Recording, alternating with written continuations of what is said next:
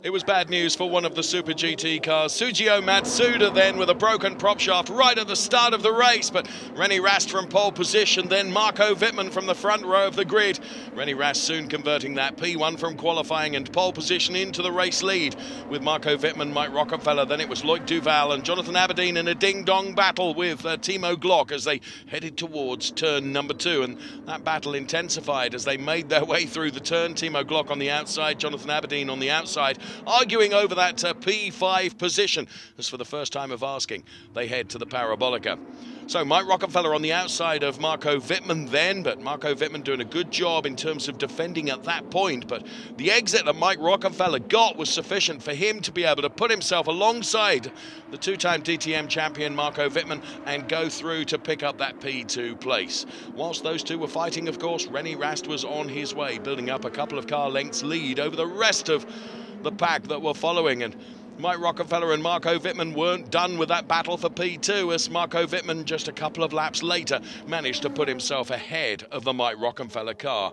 Well, a great effort from the team. Sugio Matsuda with a new prop shaft made his way back out onto the track. René Rast came in for his mandatory stop, and there you could see Marco Wittmann was able to close on René Rast, of course, on cold tyres from his mandatory stop.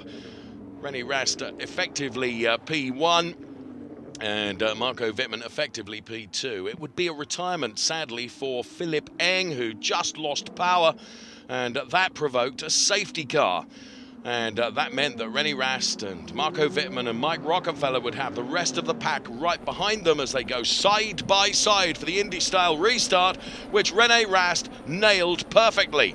The danger man here could have been Timo Glock, as he was alongside Mike Rockefeller, but there are a number of cars that ran wide through turn number 1. And Mike and Timo continued their fight with a lockup coming from Mike Rockefeller, and Timo Glock relegated to P4 and was then under pressure from Robin Freins and Loic Duval and Nico Muller too. Jenson Button was doing a great job in the Honda, and the two WRT team drivers, Pietro Fittipaldi and Jonathan Aberdeen, having a coming together, and Pietro Fittipaldi would pick up a drive-through penalty for that. Marco Wittmann put himself ahead of René Rast and picked up the lead of the race. The BMW driver ahead of the Audi of René Rast, but René was not done with this fight. This in replay then, through the hairpin, textbook overtake from Marco Wittmann. But as I mentioned, René was not done with it, and he would fight back with René Rast, and with the DRS assist, René Rast was able once again to put himself into that P1 position ahead of Marco Wittmann.